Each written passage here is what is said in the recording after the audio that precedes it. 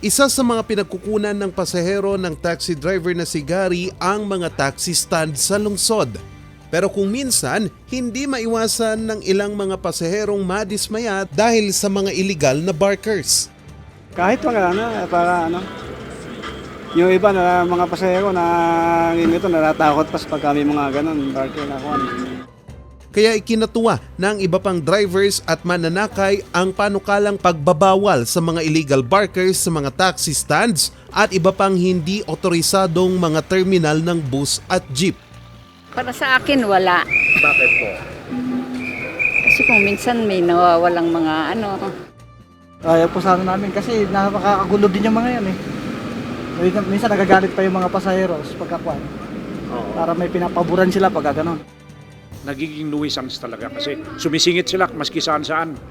Nagpapapila ng pasaheros maski saan-saan, maski hindi yon staging area ng ating mga public utility vehicles. Samut-saring reklamo rin ang natatanggap ng PUSD laban sa mga illegal barkers. Kaya ang PUSD bantay sarado sa mga taxi stands. Umali-aligid lang sila pero hindi namin talaga dinalagyan ng oras na wala kami. Meron at meron nakaposte sa amin. Meron biglang may sumusulpot so kailangan namin talagang bantayan.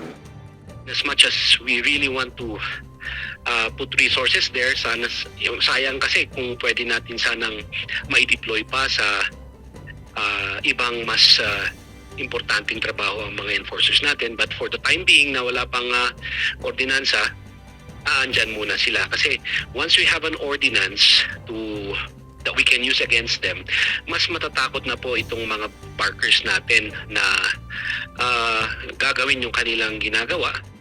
Naiintindihan naman ng konseho ang hinaing ng mga maapektuhan sa planong pagbabawal sa mga illegal barkers, pero Hindi po pwede yung kawawa kami, saan kami kukuha ng pangkain, no? Hindi po pwedeng ganyan. Dapat ayusin natin at yan ang trabaho natin na mga mambabatas, na ayusin yan.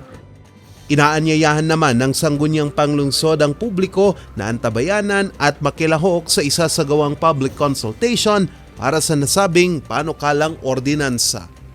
Charles Nicolimon para sa Luzon Headlines.